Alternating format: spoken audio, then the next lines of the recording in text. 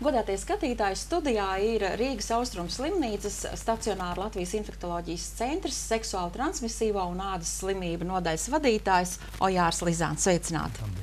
Tātad nāk pavasars, spožāk uzspīd saule, un kas no jūsu viedokļa, kam būtu jāpievērš uzmanība īpaši tagad pavasarī, sākoties siltākiem saulītes zobiem? Saule no vienas puses jau ļoti labs atvesļošanās faktors, un agrāk jau ļoti pievērš uzmanību tam, kad pat cik kādā no ultravioletā stara ietekmē veidojas D vitamīns. Tad sauļoja gan mazus bērniņus, gan pieaugušiem ieteica sauļoties sirsnīgi vasarā, cik var.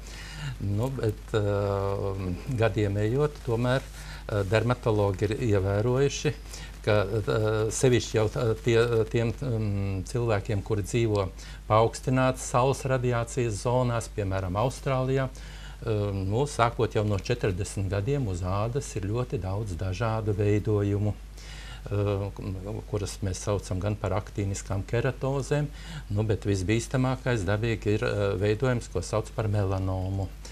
It kā sākumā nevainīga tāda dzimumzīmīte brūnā krāsā vai tumša, vēl tumšāka, un tad pacients ievēro, ka pēkšņi viņa sāk palielināties vai kļūst sāpīga.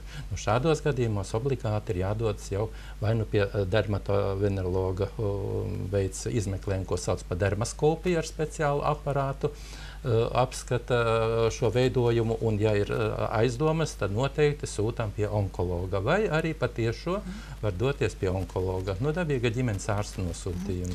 Ja jau Eiropas veselības kalendārā ir īpaša diena, kā Eiromelaноmas diena atzīmēta, tad es domāju, ka tā ir aktuāla visā pasaulē šī, teiksim, infekcija, ja? Jā, tā infekcija gan nav, tas ir audzējs. Jā, tas ir ļaundabīgs audzējs, faktiski no ādas veidojumiem visļaundabīgākais.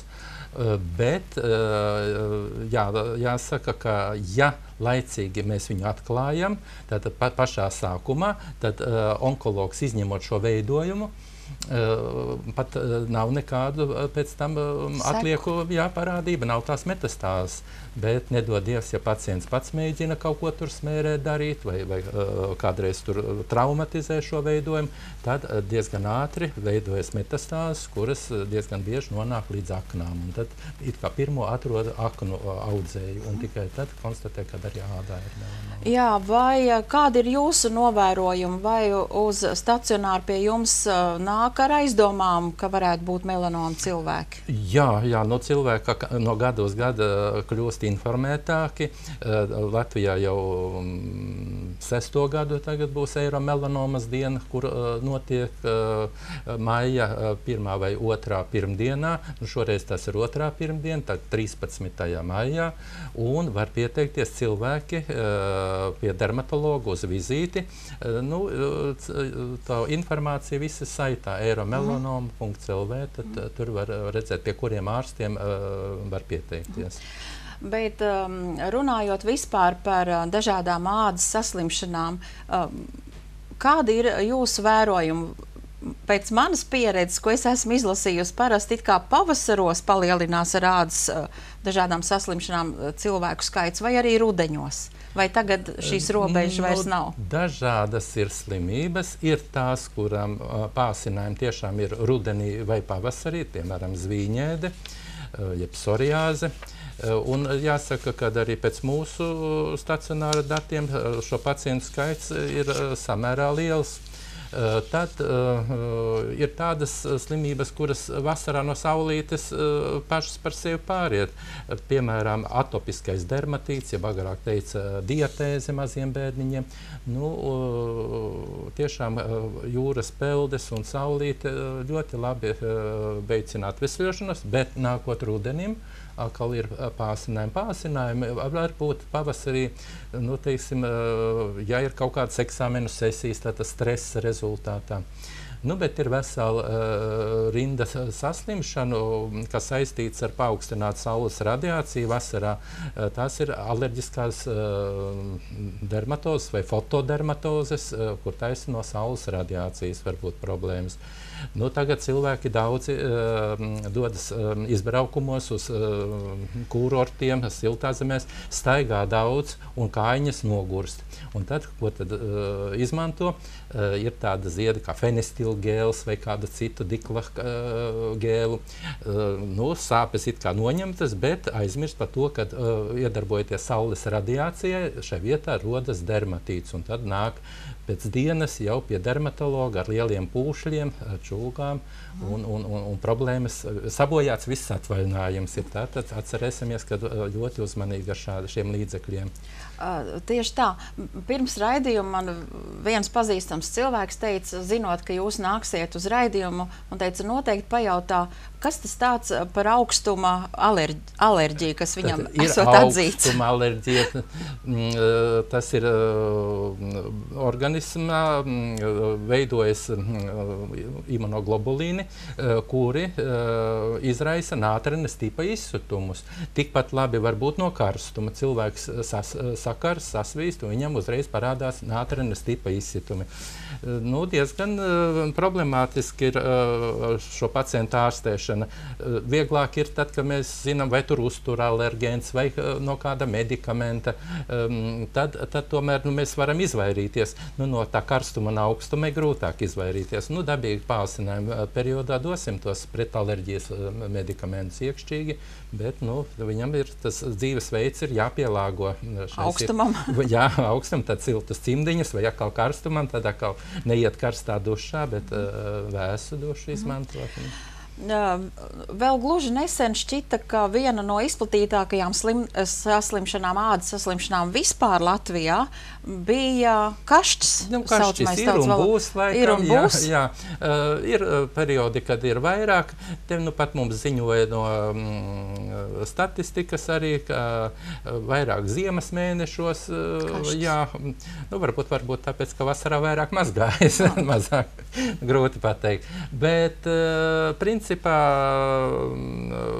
ar kašķi ir tā, ka, ja speciālists, ārsts ir redzējis, viņš it kā atcerās, bet ir tā saucamie atipiskie gadījumi, ka daktars domā, ka kāda alerģiska reakcija, un tā nozīmē dažādus pretalerģijas līdzekļus, un sevišķi, ja cilvēks ir tāds ļoti tīrīgs, tad viņam nav tipiski tie kašķi izsitumi.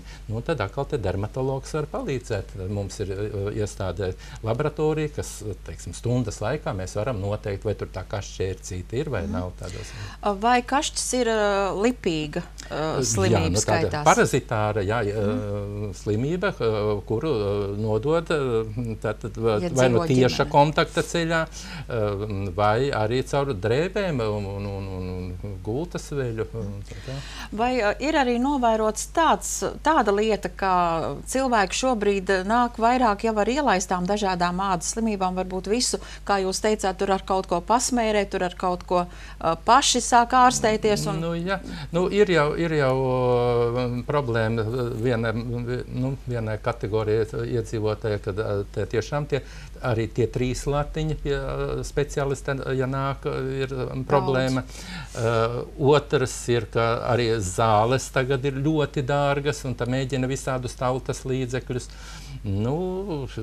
Jāsaka, ka ir arī tiešām smagi pacienti, tad tos mēs ievietojam stacionārā.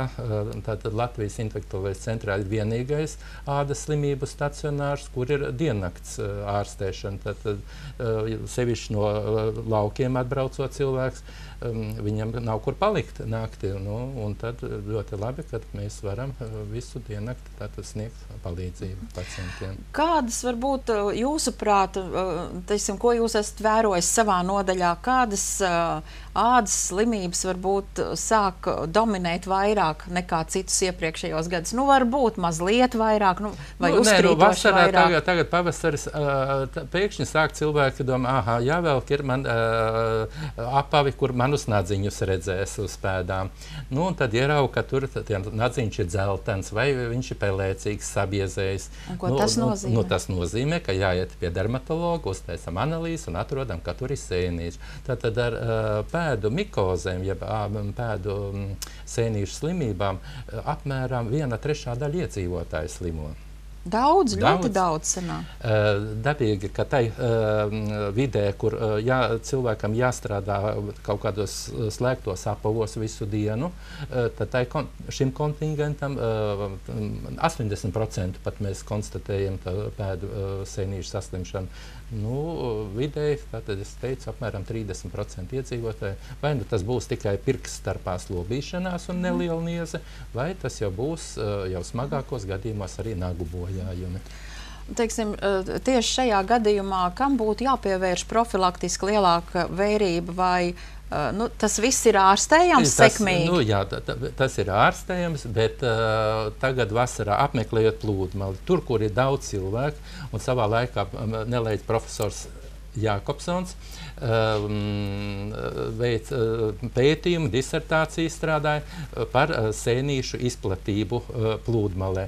Un tad tais plūdmalēs, kur maz cilvēku, tur arī tās sēnītes bija maz. Un, teiksim, tā kā bulduros vai dzintaros, tur uz 1 kvadrātcentimetru bija ļoti liels šo sēnīšu daudzums. Ko tas nozīmē? Tas nozīmē, ka atnākot vakarā mājā, pēdiņas ir jānomazgā ar siltu ūdeni, kārtīgi jāizslauka pirkstarpas un jālieto vai nu profilaktiskie pretsēnīšu līdzekļi, ko var dabūt veikalos, tur drogās vai citur, vai arī aptiekā iegādāties jau pretsēnīšu līdzekļu. Jā, es biju domājusi, ka pludmales ir vienas no tīrākajām vietām, kur gandrīz varbūt neko nevar sliktu saķert, bet redz, ka tomēr ir jābaidās no tādām. Jā, tāpat arī baseini un viss pirtis, tā kā tas ir viens no tiem Un, ko jūs kā speciālists ieteiktu, lai mūsu āda būtu vesela vienmēr? Nu, es sapratu, saule. Jā, saule. Tad saulītē tomēr līdz 11 sauļojamies, un tad atkal pēc 5. Dienas vidū, ja nu ir jāsauļojas, tad noteikti jāizmanto ir foto aizsargājušie krēmi. Nu, kā mēs redzam, uz tām tūbiņām rakstīts SPF, tātad Sun Protection Factor, tur no 30 līdz 50 pat vajadzētu lietot. Jā, tas ir galvenais, kas mums būtu jāievēro, un tikko mēs pamanām kaut ko aizdomīgu, nedarīsim paši sev neko, bet dosimies pie speciālista, kurš mums visu pastāstīs un palīdzēs, vai ne?